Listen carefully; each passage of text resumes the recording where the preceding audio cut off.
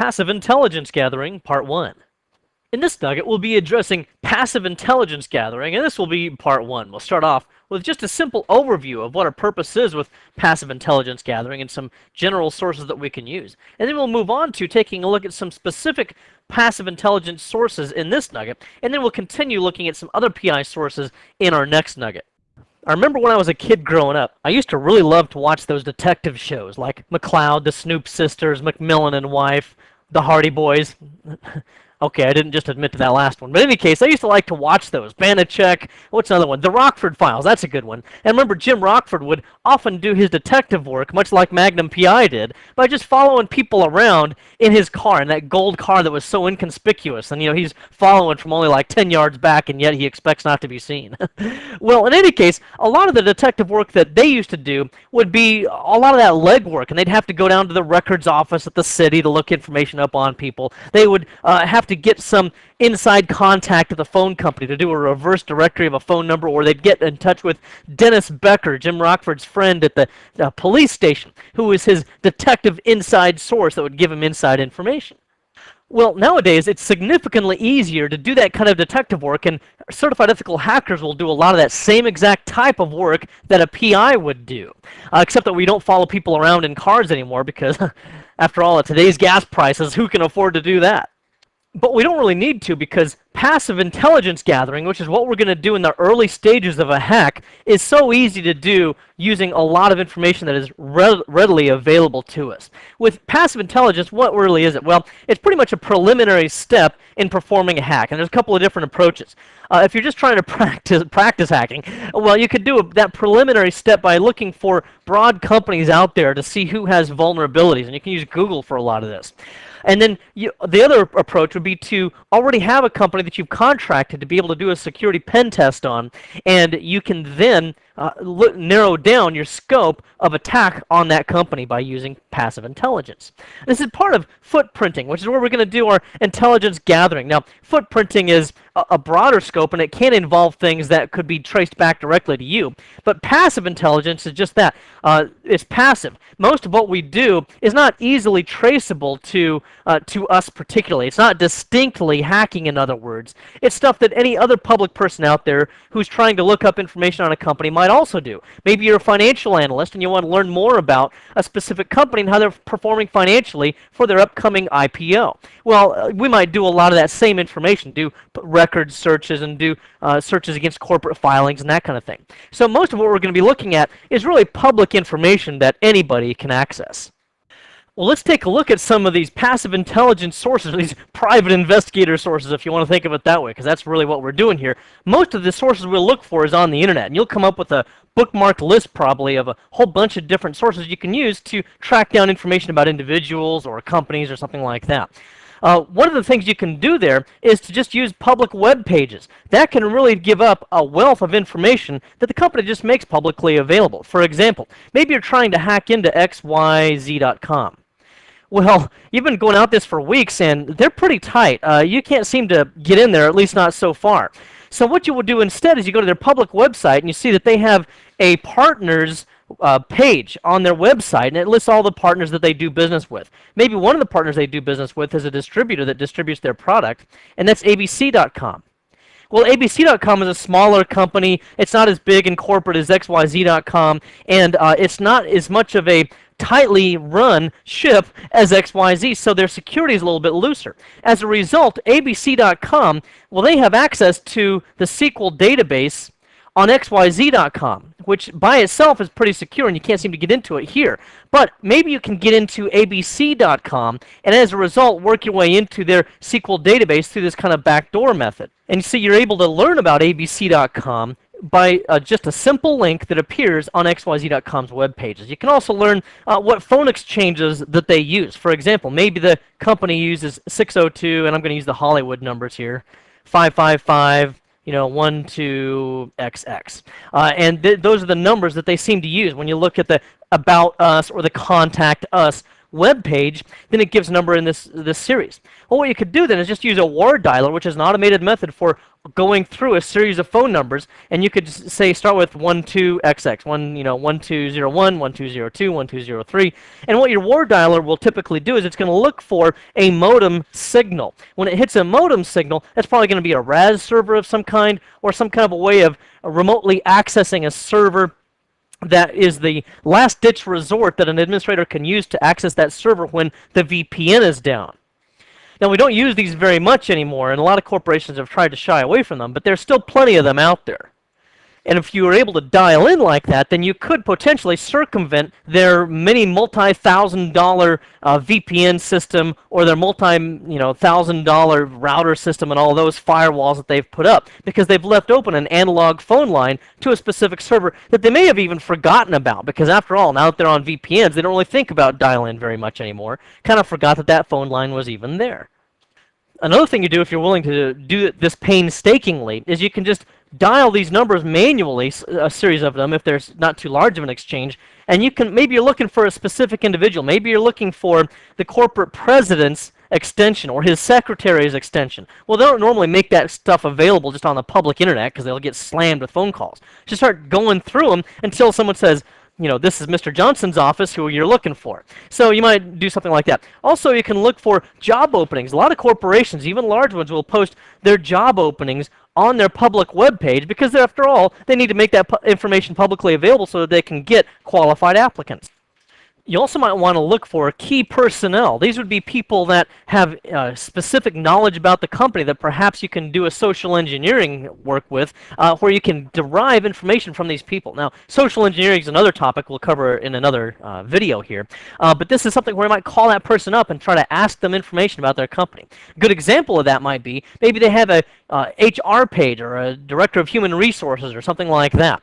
Well, typically you can't get directly through to the director of human resources, but you can at least call the number or email and get some foothold on who you should contact for specific kinds of job openings. Once you do that, then you can say, hey, I see you're looking for a network engineer. What kind of skills do they need to have? A better way to do that even still would be to not even call anybody, because when you call someone, you take yourself out of the realm of passive intelligence gathering. So instead what you might do is just go to their web page and try to mine for information there, again, using publicly available information.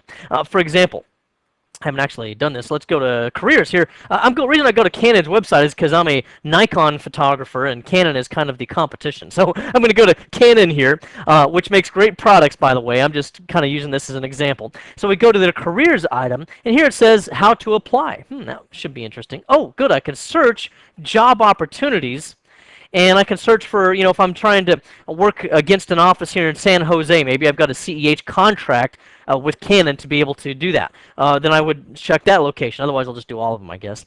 Then I could do information technology and do a search here, and it shows me some information about what they're looking for. Well, look, here's a senior systems analyst for Oracle database. This gives me a little bit of information about the kind of Oracle that they're using. It tells me what version of Oracle they're using, what modules they use, so that might reveal certain kinds of information. They're using Unix shell scripting, which isn't uncommon by any means. None of this is really uncommon, but it gives me an idea. Maybe I'm looking for specific vulnerabilities, or maybe it will allow me to search for specific vulnerabilities against a version of a software product or something. You get the idea here. So there's quite a lot of information about that one. What's another good one? Well, a network engineer. Let's take a look at that. So here I would get information about what kind of network devices they use. Obviously, they use a lot of Cisco, just like just about everybody else does. And of course, they're working with firewalls, and that's not uncommon at all.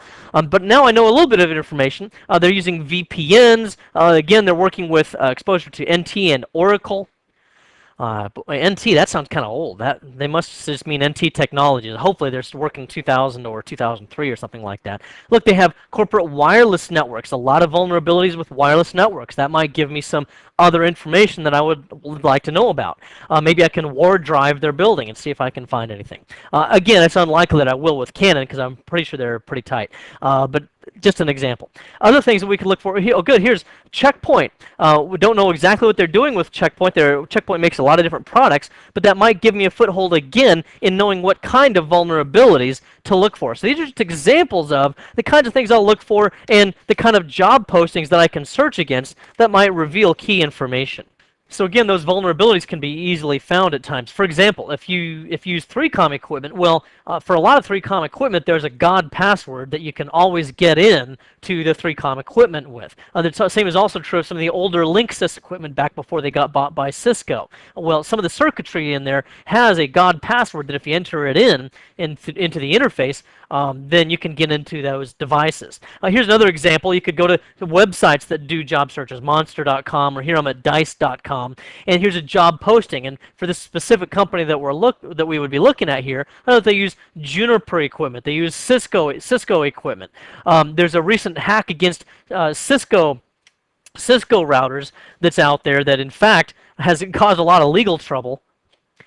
And the guy that came up with it was supposed to speak at DEF CON this year, and he had to cancel because of legal issues, because Cisco was really putting the heat on with him. But there's even a video out on the internet that shows exactly how he gets around some of these Cisco devices. Well, again, if you become familiar with that kind of thing, then you would know how to work around potentially some of these kinds of different Cisco devices.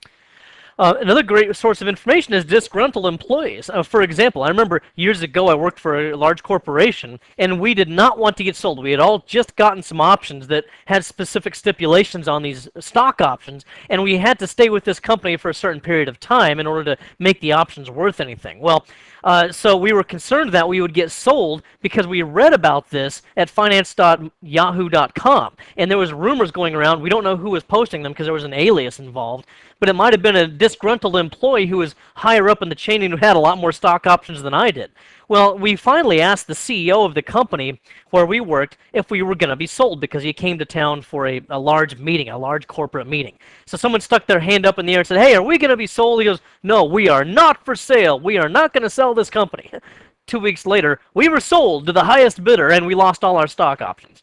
Or to be honest, we didn't lose 100% of it, but they were not worth anywhere near what they would have been worth otherwise, so we took a big hit for that. Well, after that, believe me, there were a lot of disgruntled employees from that company, and what they would post on the internet was sometimes just juicy gossip, other times could have potentially been compromising information. So you can now find that kind of information in things like weblogs, also known as blogs, or news groups such as the finance.yahoo.com. There might be revealing information about what a company is going to do, whether it looks like someone's trying to take it over, a hostile takeover, or whether there's key executives are selling their stock or something like that. Here's another good example of that. A few years ago, an employee at Microsoft, actually it was a contractor, I think, at Microsoft who worked in their graphic arts division, happened to be going to work, and when he saw this picture going on at the Microsoft loading dock. So he took out a digital camera, snapped a picture of it. Do you see what's going on here? Yeah, Microsoft ordering a whole bunch of G5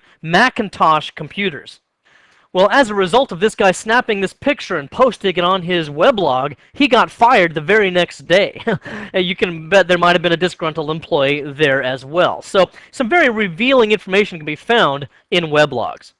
Then there's also a couple of websites out there, and here's just a couple of them. There's one called internalmemos.com, which shows internal memos from corporations that are not meant to be publicly available, but they of course get leaked out on the internet. Can show some revealing information. And there's this one, which of course I haven't spelled out for obvious reasons here, but this is another one where you'll have disgruntled employees or information about a company that's done somebody wrong, and maybe as a result this employee is going to release information that they wouldn't have otherwise. So again, all these are good sources for passive intelligence gathering. You're not actively looking for this in a way that you can be identified, however it's publicly available and easy to find. Well, continuing on and looking at passive intelligence sources, let's also take a look at archive.org. Now, I have trouble getting this page to load today. I don't know if they're having a heavy load, or maybe they're being hacked themselves or something. I don't know. But what archive.org and certain other websites do is it will crawl the internet for certain web pages, and it will actually kind of create a automated backup on a regular basis of these websites. And then the public can go to archive.org and look at previous versions of certain websites. And why would that be interesting to the certified ethical hacker? Well, you see, sometimes sensitive information will be released on a website, and then a corporation will realize that the wrong information has been let out, and they'll bring that down and repost more current or less revealing information. Well, archive.org might have taken kind of a snapshot of that, if you will, of that other information that was sensitive, and you can go back to their previous web pages and try to look that up. Now, I haven't actually even tried this yet, but let's take a look, for example, at CNN.com here. If if I click Take Me Back, hopefully this website's working right now so that it'll reveal this to me, but it can take you back to previous versions of whatever website you put in here. And other things you might see in revealing information about these older websites is sometimes people will put up sensitive information like passwords directly embedded into HTML documents of some kind. And if they realize that, of course, they'll take it down. But the Wayback Machine there at archive.org, it might have caught that in the old form where it still had that sensitive information in it. So you might still be able to dig something up there. So let's also take a look at another source, and that would be Edgar. Well, what in the world is Edgar? That's actually a portion of the SEC website. So if I go to www.sec.gov, there's an Edgar division there. If I click on Edgar Filers over here, that reveals to me information about certain corporations. You see, they have to file like their quarterly reports, their annual reports. That has to be filed, and it's filed here with the SEC. So I can go then here to, there it is, filings over here on the left for Edgar, and I can search for company filings. So maybe I want to search for a specific company. So I'll click on companies and other filers here, and maybe I'm looking again for, a specific company. I can look it up by their company name or by their ticker symbol, or you can see the rest. So for example, maybe I want to find something out about Ziff Davis. You probably are somewhat familiar with them. They make a lot of computer publications and magazines and things like that. So I'll just go ahead and click on Find Companies. And this looks like them publishing and printing. So I'll click over here, and we see some information about them. We see their business address. And what we can find out here, and what we want to look for, is 10Q and 10K reports. Here's the 10K, that's the annual report. 10Q is a quarterly report. So if I want to look at their latest quarterly report, I'll just click through the links. And this will give me some information about this company. It'll tell me what their current financial status is, how much money they've been making, so to speak. I might look for key information in here further on down past these financials about what they're doing at this time, what their operations are like, if they're having any mergers or acquisitions or anything like that. I might search on those words and try to see if I can find who it is that they're merging with. Again, if the company they're merging with has less security than Ziff Davis, then maybe the other company would be somewhat vulnerable to whatever kind of an attack I'm trying to stage. So this just gives you an idea of how to do research for different companies. Another thing I might look for here would be regional internet registries. And for this, I'm going to take us to another whiteboard here that names the regional internet registries. And by the way, a regional internet registry is the organization that will dole out a range of IP addresses to a corporation or a university or to the government or to an ISP. So your ISP has gotten an IP address range from one of these organizations here. One of those would be APNIC and ARIN or LACNIC or RIPEN. Each one of these, by the way, you need to memorize what they are, because these are important Certified Ethical Hacker exam objectives, so you need to know about these. Now, let's take a look at how we can actually put that to use. I'll give you an example right now. I just got a spam. I knew it was spam because it said that it was coming from, who was that, PayPal. And it says, PayPal, you've added an additional email address to your PayPal account. If you don't agree, by the way, look at don't there. Notice the poor grammar or spelling, or whatever you want to call it. There's a period where there should be an apostrophe. Anytime I see something with bad spelling or grammar, I know it's coming from a hacker. So that was my first clue. If you don't agree with this email, click here. Wow, okay, so I'll click there and complain that I didn't add anybody and I shouldn't be getting this email, right? But look what happens when I hover my mouse pointer over the top of this. And then look down here in the notification area here. So when I hover my mouse pointer over it, look down there at the bottom, and what does it say? It says www.google.gr, and it looks like I'm going to a Google website maybe to send an email or something. But that's not the real site. Look towards the end there, and it says http://61.19.222.212. And it's going on port 84.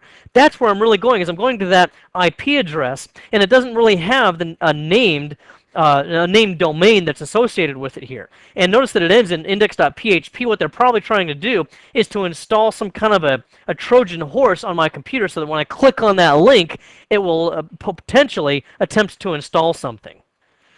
And it's almost comical. If you keep on reading, you see other bad grammar and stuff like that, and just kind of gives it away as not being really from PayPal. And I've seen much more elaborate ones where they use the PayPal logo and all that kind of thing, where it really looks pretty good. It looks exactly like a PayPal message. So this one's actually pretty sloppy. They probably won't get many people that fall for this.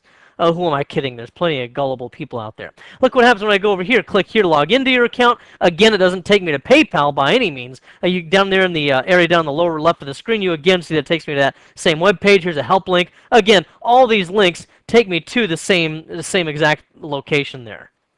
Now, the way that relates to our current discussion of the regional internet registries is I want to try to look up who this is. Now, 9 times out of 10, or even more often, this isn't really going to get you anywhere in the long run, other than if you want to complain to the ISP. So I got 61.19.22.212. I'm writing this down, and I just broke my pencil. So I'll write this down, and then we'll go to one of those internet registries to find out who this is. Now, I don't really know, I can't tell by looking at the IP address what country that originates from. So I just entered it in here in the search who is. And if it's not part of ARIN, if it's one of the other regional internet registries, it'll tell me that. So I'll search who is, and that's exactly what it's telling me here. It's telling me that APNIC is the originator of this range of IP addresses. So what I'll need to do now is to go to APNIC. And then having gone to APNIC here, I'm going to enter in again that range of that IP address where this attack is coming from, and I'll click on go and try to find out who this is. And again, I'll probably just get an ISP here, but at least it'll give me a starting point. Alrighty, let's see. It looks like somebody from Japan, and give me some information. It's giving me the Japan Network Information Center, and gives me some phone numbers that I can call and some email addresses. So if this was an issue, they probably wouldn't respond to me just as an individual. But if my ISP was getting flooded with a lot of these spam emails, it's possible that they could do it. Or if you were working for a large corporation, you're working for Hewlett Packard or Microsoft or something like that, hopefully they would be able to get some attention and get these people to stop that. A lot of times with countries outside of the U.S., and I'm not blacklisting all countries by any means, but a lot of these countries just turn a blind eye to it and just say, well, we don't care. None of our business. Who cares what people do with our IP addresses? And a lot of times that's the case with American countries as well. I'm just saying that it gets more difficult when you try to work across country boundaries at times.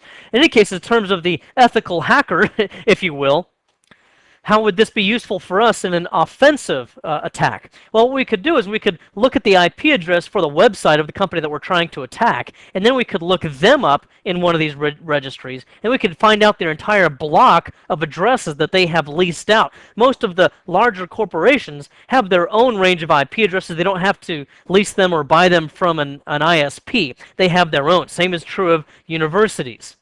So once I find out their range of addresses, then later on in my process here, I can do something like a ping sweep and try to see how many hosts will respond to an internet ping. Now, another place I might want to go is the IANA, which is the Internet Assigned Numbers Authority, as you can see up here at the top. What this does is it reveals information about the top-level domains that have been registered. It doesn't really give specific information about all domains that have been registered right here unless you go to the WHOIS service. I'll go there in just a moment, but let me also point out that it does give you other links to the IP addresses service. This is similar to what we just looked at, so if I click on that, it shows me these regional internet registries that we can go to for that information. We also see some popular links. This can be useful for the hacker, especially because certain port numbers are associated with certain web applications, for example, or certain services and that sort of thing. So if you're a little rusty on some of the port numbers, you can go here and see the commonly used port numbers and the like. Another thing you can do here is to go to the IANA WHOIS service, as I mentioned a moment ago, and you might want to research a certain domain. So for example, again, maybe I want to find out information about Ziff Davis here. So I'll do www.zd.com, and it's telling me that it's not going to find it. Now let me point out something about this. Because of so many hackers out there, a lot of the WHOIS services have been shut down so that they're not making that information available anymore. Plus, there's certain things you can do to privatize the domain and the registration information, for example. If you use Network Solutions, Inc. to register your domain, well, you can pay a little bit of extra money, and it will anonymize you, so to speak, so that your information will not be available, such as your address and contact persons and stuff like that. Now, what I would do here is I probably wouldn't use WHOIS here because this is not kind of a global WHOIS service. Like I said, it's really mostly for the top-level domains anyway. So if I want to get a better location for this, in this case, I might just go to something like NSI, which is Network Solutions, Inc. And then once I get there, I can go into their WHOIS service. They changed their web page, so I'm not sure where there it is down here at the bottom. WHOIS down here at the bottom, and I'll enter in www.zd.com and press enter, and we'll see what that gives us. And it looks like we are now getting some information here. We see some information that is from San Francisco. We see some contact information, phone number, and the like.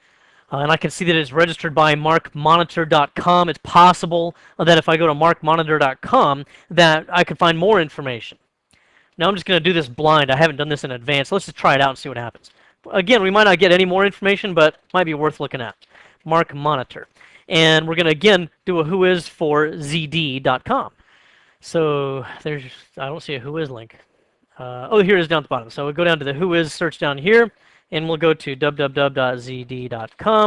press enter, and see if it gives us anything. Oh, good, they're experiencing technical difficulties. Well, remind me never to register my domain with markmonitor.com. Okay, so in any case, maybe it would have, maybe it wouldn't have, but at least it gives you a start when you go to ARIN and APNIC and these other regional internet registries, the IANA. It gives you one place to check, and then it kind of leapfrogs you from one location to the next, so you can just keep following the rabbit trail, so to speak, until you get where you need to be. So in any case, that gives you some information. Whois can be used from a number of different resources like we just saw. And then there's also a robots.txt file. What does that do? Well, a website, when it goes up, it'll probably have certain directories that it does not want the general public to know about. It might just be maintenance directories of some kind, or things that users don't need to see or that they want to conceal from people. So security by obscurity is that kind of an idea. Well, what usually they'll do is they can take a robots.txt file and they will post that on their website, and then search engines such as Yahoo, Google, and the like, they will take a look at the contents of the robots.txt file, and they can exclude any directories that are listed in robots.txt. Let's take a look at an example. I haven't actually tried this, but let's try www.microsoft. How about that one? .com, and then what was it? Robots.txt. Just type in the robots.txt file right after the name of the domain there. Oh, and we do see that there are some disallowed directories here. Now, this can be revealing information. Because what this could be saying is, hey, these are directories you don't want me to know about. Well, anytime someone says they don't want me to know about something, that's the stuff I really want to find out. Let's just try another one. How about .com, robots.txt. Let's see what Google's got up there, if anything. Yeah, see, they've got some as well. Now, granted, a lot of these will probably be pretty innocuous. Some of these can also just be distractors that they could deliberately put up there to make it look like they're trying to hide something when they're not. But a lot of times these can really be revealing, and these are directories that they don't want search engines to be able to list in their search results when people search against that company. In this nugget, we took a look at passive intelligence gathering, and this was part one. We started off with just an overview of passive intelligence gathering, and remember that we're generally looking at public information that just anybody else can also look for. It's not really hacking in particular, where a lot of times we're just looking at public record. And we also took a look at several passive intelligence sources that we can use, some key websites. Again, much of it public web information. And you can also look for some more salacious information, such as those disgruntled employees, and see what kinds of things they might be revealing about their company. And then, of course, in our next nugget, we're going to continue passive intelligence with part two, where we'll continue on with some of these passive intelligence sources and take a look, for example, at some really neat search engine techniques that we can use to really mine for information about our target. I hope this has been informative for you, and I'd like to thank you for viewing.